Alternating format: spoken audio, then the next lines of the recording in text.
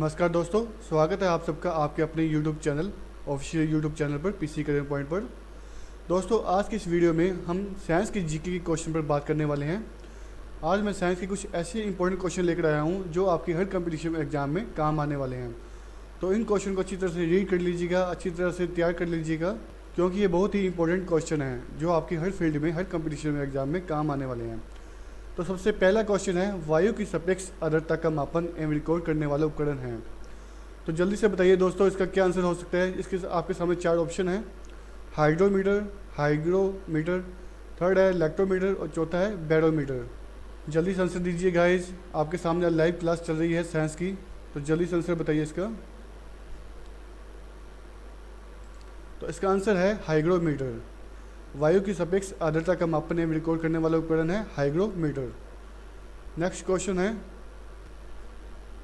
हमारी आकाशगंगा की आकृति है वृत्ताकार, दीर्घवृत्ताकार, स्पाइरल या इनमें से कोई भी नहीं। तो जल्दी से कमेंट बॉक्स में कमेंट करके बताइए कि इसका क्या आंसर हो सकता है। चलिए हम इसका आंसर देख लेते हैं। इसका आंसर है स्पाइरल। हमारी आकाशगंगा की आकृति है स्पाइरल। नेक्स्ट क्वेश्चन है, भिन्न भिन्न तारों के भिन्न भिन्न रंग निम्नलिखित में से किसकी विविधता के कारण होते हैं। तापमान, दाब, घनत्व या इनसे विकिरण। तो जल्दी से चैट बॉक्स में कमेंट कीजिए। यस यस, शाबाश दोस्तों। तो आइए इसका आंसर देख लेते हैं हम। इसका आंसर है तापमान। भिन्न भिन्न तारों के भिन्न भिन्न रंग निम्नलिखित में से किसकी विविधता के कारण होते हैं। तापमान के द्वारा। तो इसका आंसर रहने वाला है तापमान। नेक्स्ट क्वेश्चन है, बैटरी के प्रचालन का मूल सिद्धांत है अमल आधारित अंतरक्रिया या अपहन, थर्ड है विद्युत अपघटे और चौथा है उपापचयन। तो आंसर दीजिए दोस्तों इसका। इसका आंसर है विद्युत अपघटे। नेक्स्ट क्वेश्चन कर लेते हैं, निम्नलिखित में से वह उपकरण कौन सा है जिसका प्रयोग पवन के बल एवं वेग के मापन के लिए किया जाता है। पहला है एमीटर, सेकंड है एनेमोमीटर, थर्ड है अल्टीमीटर और चौथा है ऑडियोमीटर। तो इसका कमेंट बॉक्स में आंसर कीजिए गाइस। हाँ जी दोस्तों, सही है सही है, जल्दी से बताइए इसका आंसर क्या हो सकता है। तो इसका आंसर हम देख लेते हैं। इसका आंसर है एनेमोमीटर। निम्नलिखित में से वह उपकरण कौन सा है जिसका प्रयोग पवन के बल एवं वेग के मापन के लिए किया जाता है। तो इसका आंसर है एनेमोमीटर। नेक्स्ट क्वेश्चन है, निम्नलिखित में से कौन सा रंग सम्मिश्रण दिन और रात के समय सर्वाधिक सुविधाजनक होता है। पहला ऑप्शन है नारंगी और नीला, सेकंड है श्वेत और काला, थर्ड है पीला और नीला, फोर्थ है लाल और हरा। इसका आंसर आपको पता होना चाहिए गाइस कि इसका आंसर क्या हो सकता है। तो जल्दी से बताइए इसका आंसर क्या है। तो इसका आंसर है लाल और हरा। ठीक है दोस्तों, इसका आंसर है लाल और हरा। ऊनी कपड़े शरीर को गर्म रखते हैं क्योंकि ऑप्शन है इसके, ऊन से शरीर का तापमान बढ़ जाता है, ऊन कुचालक होती है, थर्ड नंबर पे है ऊन ब्राह्म्य पदार्थों से ऊष्मा का अवशोषण कर लेती है, फोर्थ है ऊन ब्राह्म्य पदार्थों से ऊष्मा ग्रहण नहीं करती। तो दोस्तों, ये साइंस के बहुत ही इंपॉर्टेंट क्वेश्चन है, तो अच्छी तरह से इसे रीड कर लीजिएगा, क्योंकि ये जो क्वेश्चन है ये आपके अभी की कंपटीशन में नहीं, आगे आने वाले हर कंपटीशन में भी एग्जाम में काम आने वाले हैं। तो इन्हें अच्छी तरह से लिख लीजिएगा और रट लीजिएगा। तो जल्दी से इसका आंसर बताइए गाइस, जल्दी से कमेंट बॉक्स में कमेंट कीजिए। तो इसका आंसर हम देख लेते हैं। इसका आंसर है ऊन कुचालक होती है। ऊनी कपड़े शरीर को गर्म रखते हैं क्योंकि ऊन कुचालक होती है। नेक्स्ट क्वेश्चन है, यदि किसी साधारण लोलक की लंबाई आधी कर दी जाती है तो उसके डोलन की अवधि क्या होती है। दुगनी हो जाती है, आधी हो जाती है, गुणक द्वारा बढ़ जाती है या गुणक द्वारा घट जाती है। तो आज की 50 इंपॉर्टेंट क्वेश्चन है, तो सभी के सभी क्वेश्चन आज मैं आपको करवाने वाला हूँ, तो अच्छी तरह से इसे रीड कर लीजिए। इसका आंसर है दोस्तों गुणक द्वारा घट जाती है। यदि किसी साधारण लोलक की लंबाई आधी कर दी जाती है तो उसके डोलन की अवधि गुणक द्वारा घट जाती है। नेक्स्ट क्वेश्चन है, संतुलन एक ऐसी स्थिति है जिसमें कभी परिवर्तन नहीं हो सकता, तभी परिवर्तन हो सकता है जब किसी बाहरी कारक में परिवर्तन होता है। थर्ड ऑप्शन है, तभी परिवर्तन हो सकता है जब किसी आंतरिक कारक में परिवर्तन होता है। फोर्थ नंबर पे तभी परिवर्तन हो सकता है जब सरकार नीतियों में परिवर्तन होता है। तो इसका आंसर है दोस्तों, तभी परिवर्तन हो सकता है जब किसी आंतरिक कारक में परिवर्तन होता है। यानी कि संतुलन एक ऐसी स्थिति है जिसमें तभी परिवर्तन हो सकता है जब किसी आंतरिक कारक में परिवर्तन होता है। ठीक है गाइज।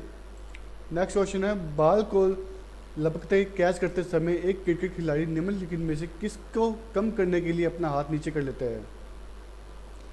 बल, स्विंग, आवेग या कैच करने के समय?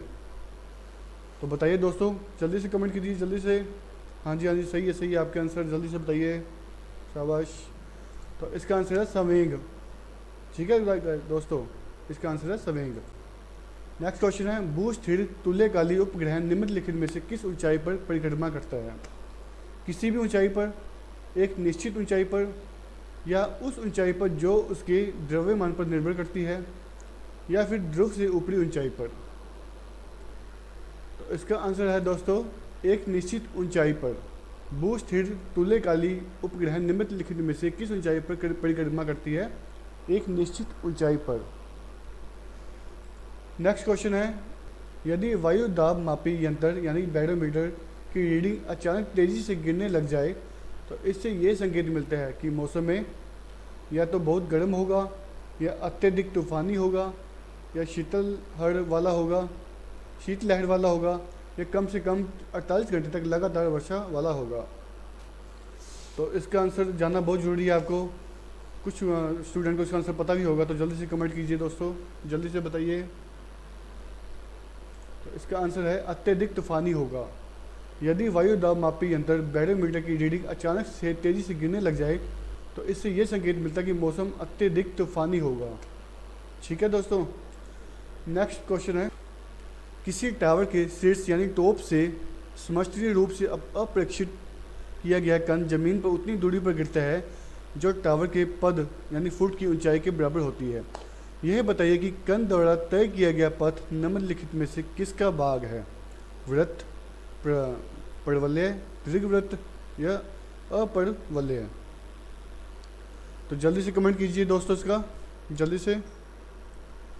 हाँ जी, तो इसका आंसर है परवलय। ठीक है दोस्तों, इसका आंसर है परवलय। आप अच्छी तरह से क्वेश्चन को दोबारा देख लीजिए। नेक्स्ट क्वेश्चन है, क्षुद्र ग्रह सूर्य के चारों ओर किन ग्रहों के बीच टक्कर लगाते हैं? पृथ्वी और मंगल, मंगल और बृहस्पति, बृहस्पति और शनि, या शनि और यूरेनस? तो इसका आंसर है दोस्तों मंगल और बृहस्पति। मंगल और बृहस्पति। क्षुद्र ग्रह सूर्य के चारों ओर किन ग्रहों के बीच चक्कर लगाते हैं? मंगल और बृहस्पति के बीच में चक्कर लगाते हैं। नेक्स्ट क्वेश्चन है, धूमकुड़ा उन स्थानों पर एक आम प्रदूषक होता है जहां उच्च तापमान होता है या निम्न तापमान होता है, वायु में अत्यधिक अमोनिया होता है, या वायु में अत्यधिक SO2 होता है? तो आंसर कमेंट कीजिए इसका, जल्दी से कमेंट कीजिए, जल्दी से। तो दोस्तों मैं आपको फिर से बता रहा हूँ, ये काफ़ी इंपॉर्टेंट क्वेश्चन है साइंस के, तो इसे अच्छी तरह से चेक कर लीजिए, आप अच्छी तरह से रीड कर लीजिए। हाँ जी, इसका आंसर है वायु में अत्यधिक SO2 होता है। धूमकुड़ा उन स्थानों पर एक आम प्रदूषक होता है जहाँ वायु में अत्यधिक SO2 होता है। नेक्स्ट क्वेश्चन है, माध्यम के तापमान में वृद्धि के साथ प्रकाश की गति बढ़ती है या घटती है, या वैसी ही रहती है, या सहसा गिर जाती है? हाँ जी, कमेंट कीजिए, जल्दी से दोस्तों कमेंट कीजिए। दोबारा क्वेश्चन पढ़ लीजिए आप एक बार। माध्यम के तापमान में वृद्धि के साथ प्रकाश की गति बढ़ती है या घटती है, या वैसी ही रहती है, या सहसा गिर जाती है? तो अब इसका हम आंसर देख लेते हैं। इसका आंसर है वैसी ही रहती है। माध्यम के तापमान में वृद्धि के साथ प्रकाश की गति वैसी ही रहती है, इसके अंदर मतलब कोई फर्क नहीं पड़ता है। नेक्स्ट क्वेश्चन है, शीतकाल में कपड़े हमें गर्म रखते हैं क्योंकि वे ऊष्मा प्रदान करते हैं, ऊष्मा का विकिरण नहीं करते, वायु को शरीर के साथ संपर्क में आने से रोकते हैं, या शरीर की ऊष्मा को बाहर जाने से रोकते हैं? तो इसके साथ का पहले भी क्वेश्चन आ चुका है, आपको पता होना चाहिए इसका आंसर क्या है। तो इसका आंसर है शरीर की ऊष्मा को बाहर जाने से रोकते हैं। शरीर की ऊष्मा को बाहर जाने से रोकते हैं। नेक्स्ट क्वेश्चन है, रेफ्रिजरेटर में शीतलन किस प्रकार का होता है? तो पहला ऑप्शन है इसका फ्रीजर में जमा हुई बर्फ़ द्वारा, संपीड़ित गैस के सहसा प्रसार द्वारा, वाष्पशील द्रव के वाष्पन द्वारा, या इनमें से किसी के भी द्वारा नहीं। तो इसका आंसर हम देख लेते हैं दोस्तों, वाष्पशील द्रव के वाष्पन द्वारा। रेफ्रिजरेटर में शीतलन के किस प्रकार होता है? वाष्पशील द्रव के वाष्पन द्वारा। नेक्स्ट क्वेश्चन है, हम लघु तरंग के प्रसारणों को दीर्घ तरंग के प्रसारणों की अपेक्षा लघु तरंगों में अधिक अच्छी तरह क्यों सुन सकते हैं? हम लघु तरंग के प्रसारणों को दीर्घ तरंग के प्रसारणों की अपेक्षा लघु तरंगों में अधिक अच्छी तरह क्यों सुन सकते हैं? तो इसका आंसर दीजिए दोस्तों। ये काफ़ी लेंथी क्वेश्चन है तो इसे आप अच्छी तरह रीड कर लीजिए। तो इसका आंसर है लघु तरंगों पर वायुमंडलीय विक्षोभ का प्रभाव नहीं पड़ता। लघु तरंगों पर वायुमंडलीय विक्षोभ का प्रभाव नहीं पड़ता। ठीक है दोस्तों। तो नेक्स्ट क्वेश्चन है, इलेक्ट्रॉन सूक्ष्मदर्शी का आविष्कार किसने किया था? नोल और रुस्का, रॉबर्ट कॉच, या लीवनहुक, या सीपी स्वानसन? इसका कमेंट कीजिए दोस्तों, आंसर में चैट बॉक्स में कमेंट कीजिए। इसका आंसर है नोल और रुस्का। इलेक्ट्रॉन सूक्ष्मदर्शी का आविष्कार किसने किया था? नोल और रुस्का ने। नेक्स्ट क्वेश्चन है, जब बस सहसा मुड़ती है तब बस में खड़ा यात्री बाहर की ओर गिरता है, इसका कारण है? उस पर बाहर की ओर घर्षण होता है, गति का जड़त्व, या संवेग में परिवर्तन, या त्वरण में परिवर्तन होता है? इसका आंसर है गति का जड़त्व। गति का जड़त्व। ठीक है दोस्तों। नेक्स्ट क्वेश्चन है, भूस्थिर उपग्रह के लिए निम्नलिखित में से कौन सा सही है? इसकी समय अवधि 24 घंटे है, इसका कोणीय वेग पृथ्वी की अपने अक्ष पर कोणीय वेग के बराबर होता है, यह अंतरिक्ष में एक जगह स्थिर होता है, या यह विषुवत के ऊपर पश्चिम से पूर्व की ओर परिक्रमण करता है? क्वेश्चन को एक बार दोबारा देख लीजिए। अब भूस्थिर उपग्रह के लिए निम्नलिखित में से कौन सा सही नहीं है? कौन सा सही नहीं है? तो इसका आंसर है यह अंतरिक्ष में एक जगह स्थिर होता है। यह अंतरिक्ष में एक जगह स्थिर होता है। नेक्स्ट क्वेश्चन है, दाब बढ़ाने से बर्फ का गलनांक बढ़ता है, या अपरिवर्तित रहता है, या घटता है, या बर्फ में अशुद्धताओं पर निर्भर करता है? तो इसका आंसर है घटता है। दाब बढ़ाने से बर्फ का गलनांकन घटता है। ठीक है दोस्तों। नेक्स्ट क्वेश्चन है, अनुदैर्घ्य तरंगे किसमें से नहीं गुजर सकती है? निर्वात, ठोस, या द्रव, या गैस? अनुदैर्घ्य तरंगे किसमें से नहीं गुजर सकती है? इसका आंसर है निर्वात। निर्वात में से होकर नहीं गुजर सकती है। नेक्स्ट क्वेश्चन है, स्थिर वैद्युत अवक्षेपित इलेक्ट्रोलिटिक प्रेसिपिटेटर का प्रयोग किसके प्रदूषण के नियंत्रण के लिए किया जाता है? वायु, जल, शोर, या तापीय? स्थिर वैद्युत अवक्षेपित का प्रयोग किसके द्वारा प्रदूषण के नियंत्रण के लिए किया जाता है? इसका आंसर है दोस्तों वायु के लिए किया जाता है। नेक्स्ट क्वेश्चन है, जब बर्फ़ के दो घनों क्यूब को एक दूसरे के ऊपर दबाया जाता है वे जुड़कर एक घन बन जाते हैं, इसका कारण है? वैन डेर वाल के बल, विद्युत आघूर्ण, या हाइड्रोजन अबंध रचना, या सेंस योजन आकर्षण? तो इसका आंसर है हाइड्रोजन अबंध रचना। हाइड्रोजन अबंध रचना के कारण दोनों आपस में जुड़ जाते हैं। नेक्स्ट क्वेश्चन है, सूर्य के प्रकाश का कौन सा भाग सौर कुकर को गर्म करता है? पराबैंगनी, लाल प्रकाश, अवरक्त, या अंतरिक्ष किरणें? सूर्य के प्रकाश का कौन सा भाग सौर कुकर को गर्म करता है? पराबैंगनी, लाल प्रकाश, अवरक्त, या अंतरिक्ष किरणें? तो जल्दी से कमेंट कीजिए दोस्तों इसका, जल्दी से। इसका आंसर है अवरक्त। ठीक है दोस्तों, इसका आंसर है अवरक्त। नेक्स्ट क्वेश्चन है, यदि किसी कण का वेग समय ग्राफ यानी y=mt+v द्वारा निरूपित हो तो कण चल रहा है एक समान चाल के साथ, एक समान वेग के साथ, या एक समान त्वरण के साथ, या परिवर्ती त्वरण के साथ? दोबारा अच्छी तरह से देख लीजिए क्वेश्चन को।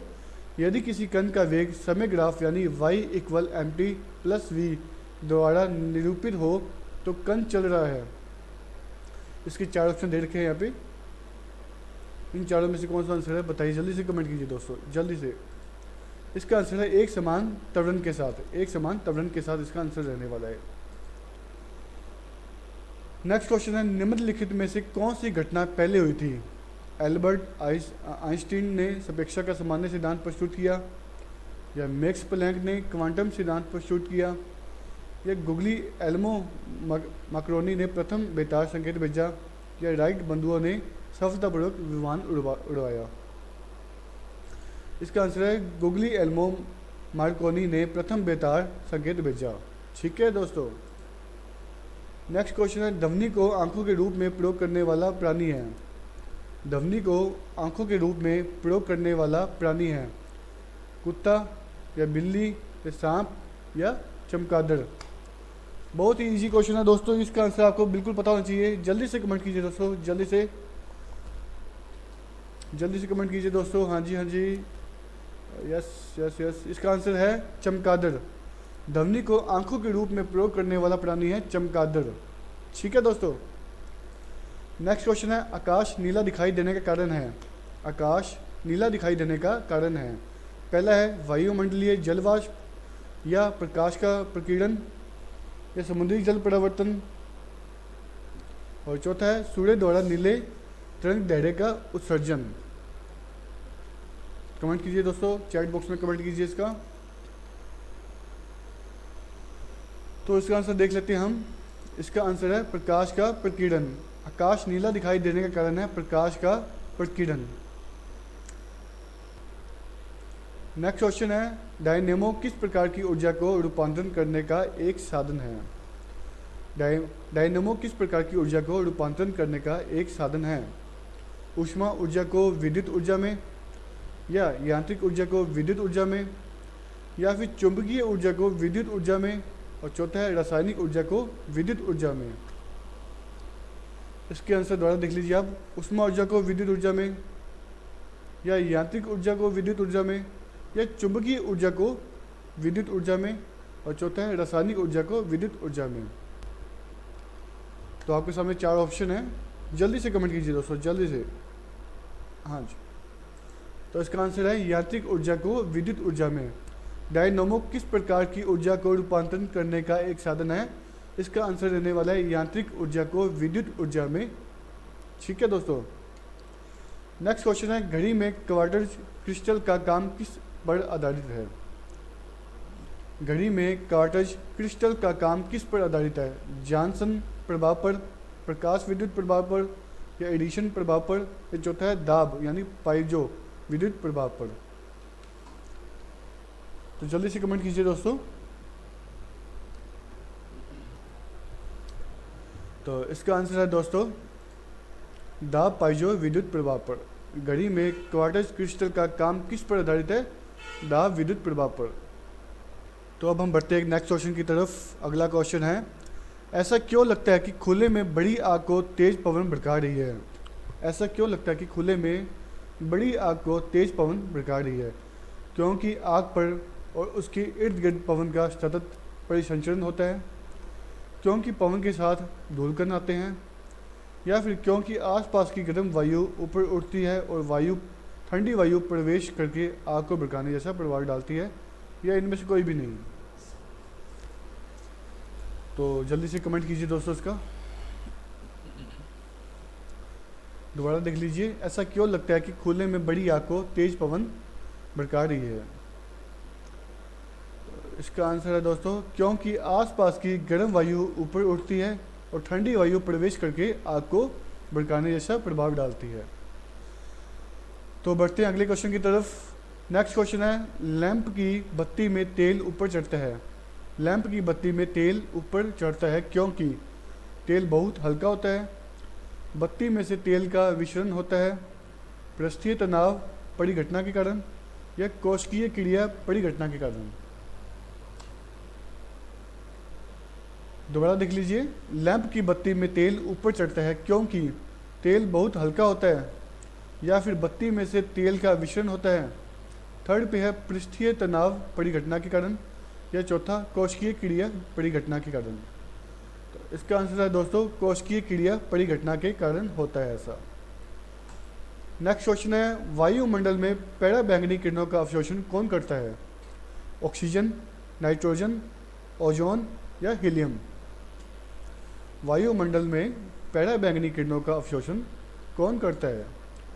ऑक्सीजन, नाइट्रोजन, ओजोन या फिर हीलियम? जल्दी से कमेंट कीजिए दोस्तों, जल्दी से। इसका आंसर है ओजोन। ठीक है दोस्तों, वायुमंडल में पराबैंगनी किरणों का अवशोषण ओजोन गैस करता है। नेक्स्ट क्वेश्चन है निम्नलिखित में से किसमें निम्नतापी इंजनों का प्रयोग किया जाता है? तुषारहीन रेफ्रिजरेटर, अंतर समुद्री नोर्डन रॉकेट या अति चालकता में शोध? निम्नलिखित में से किसमें निम्नतापी इंजनों का प्रयोग किया जाता है? तो अब हम इसका आंसर देख लेते हैं दोस्तों, रॉकेट द्वारा। ठीक है दोस्तों, इसका आंसर रहने वाला है रॉकेट। नेक्स्ट क्वेश्चन है भूतुल्यकालिक कक्षा में संचार उपग्रह स्थापित करने की संभावना सबसे पहले किसने व्यक्त की थी? Edwin P Hubel, William Herschel या आर्थर सी क्लार्क या पियरे लैप्लेस? तो इसका आंसर है दोस्तों आर्थर सी क्लार्क। भूतुल्यकालिक कक्षा में संचार उपग्रह स्थापित करने की संभावना सबसे पहले किसने व्यक्त की थी? आर्थर सी क्लार्क ने। नेक्स्ट क्वेश्चन है चांद पर आदमी को ले जाने वाले स्पेस शटल का क्या नाम था? चांद पर आदमी को ले जाने वाले स्पेस शटल का क्या नाम था? ईगल, कोलंबिया या चैलेंजर या अपोलो? जल्दी से कमेंट कीजिए दोस्तों इसके टोटली 50 क्वेश्चन है। आज हम 38वें क्वेश्चन पर आ चुके हैं, 38 नंबर पर आ चुके हैं। जल्दी से बताइए दोस्तों इसका आंसर। तो इसका आंसर है दोस्तों अपोलो। चांद पर आदमी को ले जाने वाले स्पेस शटल का क्या नाम था? अपोलो। ठीक है दोस्तों, नेक्स्ट क्वेश्चन है सूर्य द्वारा उत्सर्जित ऊर्जा का कारण है? सूर्य द्वारा उत्सर्जित ऊर्जा का कारण है रासायनिक अभिक्रिया या नाभिकीय विखंडन या नाभिकीय संलयन या सभी? या इनमें से कोई आंसर है दोस्तों या फिर सभी आंसर होंगे इसके?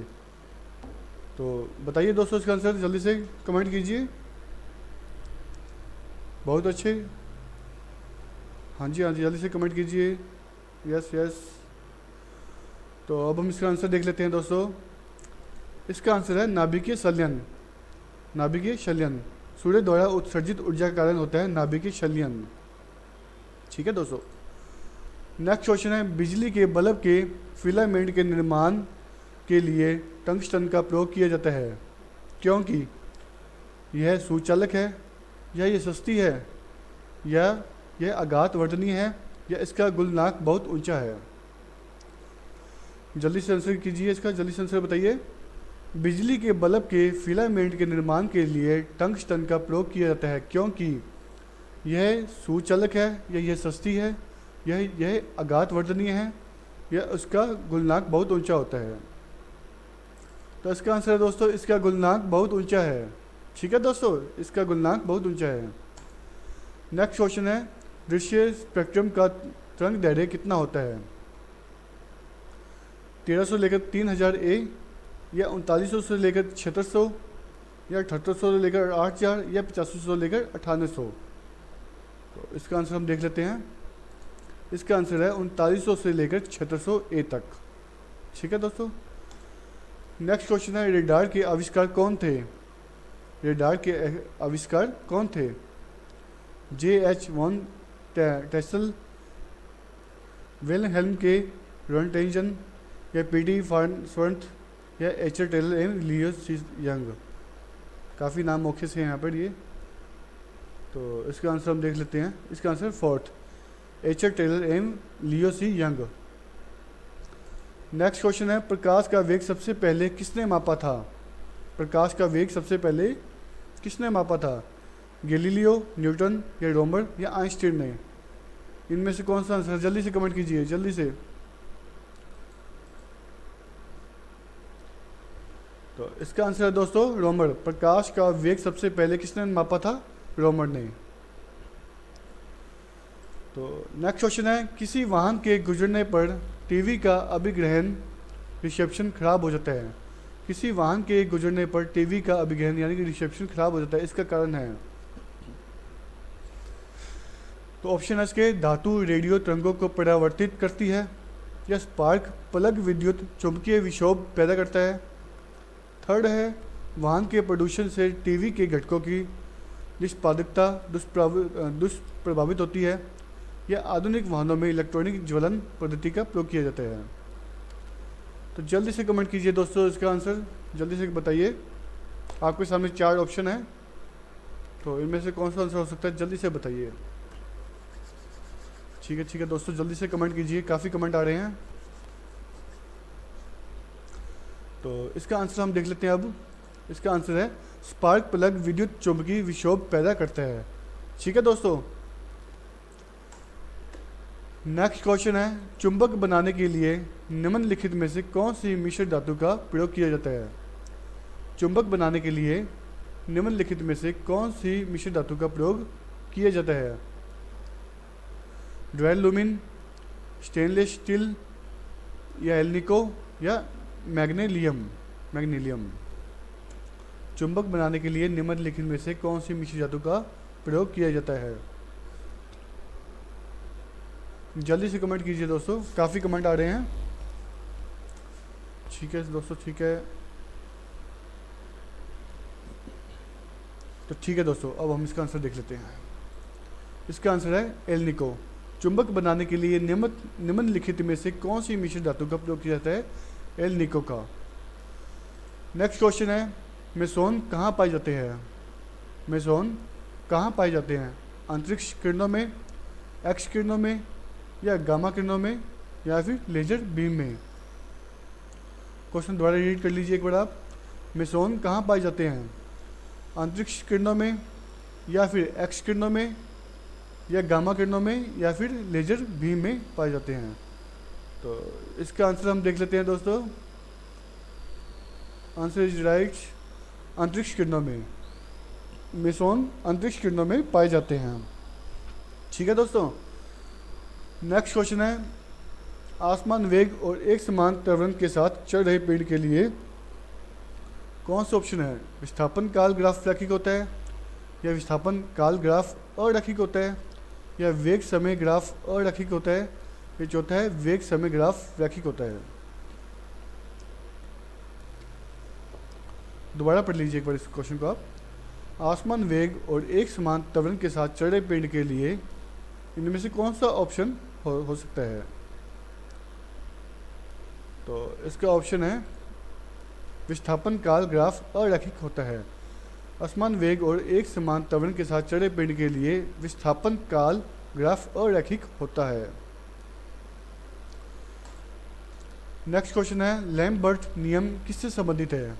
लैम्बर्ट नियम किससे संबंधित है? परावर्तन या अपरिवर्तन? थर्ड है व्यक्तीकरण, या चौथा है प्रदीप्ति। तो दोबारा देख लीजिए, लैम्बर्ट नियम किससे संबंधित है? परावर्तन या अपरिवर्तन, या व्यक्तीकरण, या प्रदीप्ति? तो इसका आंसर है अप्रदीप्ति। ठीक है दोस्तों, लास्ट क्वेश्चन है दोस्तों अपनी साइंस जीके का। तो ये क्वेश्चन है, निम्नलिखित में से कौन सा नियम इस कथन को वैध ठहराता है कि द्रव्य का न सृजन किया जा सकता है न विनाश किया जा सकता है? निम्नलिखित में से कौन सा नियम इस कथन को वैध ठहराता है कि द्रव्य का न तो सृजन किया जा सकता है और न ही विनाश किया जा सकता है? पहला ऑप्शन है ऊर्जा संरक्षण का नियम, सेकंड है ले सातलीय का नियम, थर्ड है द्रव्यमान संरक्षण का नियम, और चौथा है परासरण का नियम। जल्दी से कमेंट कीजिए दोस्तों, आपके सामने 4 ऑप्शन दे रखे हैं यहाँ पर, नहीं तो आप क्वेश्चन को दोबारा रीड कर लीजिए और ये आपके सामने 4 ऑप्शन है। जल्दी से कमेंट कीजिए। तो दोस्तों इसके बाद अगली जो नेक्स्ट क्लास होगी वो हमारी जीके की होगी, जो कि टोटल इतिहास का जीके इसमें बताया जाएगा। हिस्ट्री जीके पर बात की जाएगी, लुईस एंट की जीके पर। तो वो आपको जल्दी बता दिया जाएगा कि आपकी वो क्लास लाइव कब लगेगी। तो इसका आंसर हम देख लेते हैं। इसका आंसर है द्रव्यमान संरक्षण का नियम। निम्नलिखित में से कौन सा नियम इस कथन को वैध ठहराता है कि द्रव्य का न तो सृजन किया जा सकता है न ही विनाश किया जा सकता है। इसका आंसर है द्रव्यमान संरक्षण का नियम। ठीक है दोस्तों, ये तो थे हमारे 50 क्वेश्चन साइंस के। इसके बाद जो नेक्स्ट क्लास होगी वो हमारी जीके पर होगी, हिस्ट्री जीके पर, यानी लुईस एंट की जीके पर बात की जाएगी। तो ठीक है दोस्तों, अगर आपको ये वीडियो अच्छी लगी तो इस वीडियो को लाइक करें, सब्सक्राइब करें, साथ में शेयर करें, ताकि सभी दोस्तों तक ये साइंस के क्वेश्चन पहुंच सके, ताकि वो भी अपनी अच्छी से तैयारी कर सकें। ठीक है दोस्तों, मिलते हैं नेक्स्ट वीडियो में एक नेक्स्ट अपडेट के साथ, एक नेक्स्ट वीडियो के साथ। Good bye.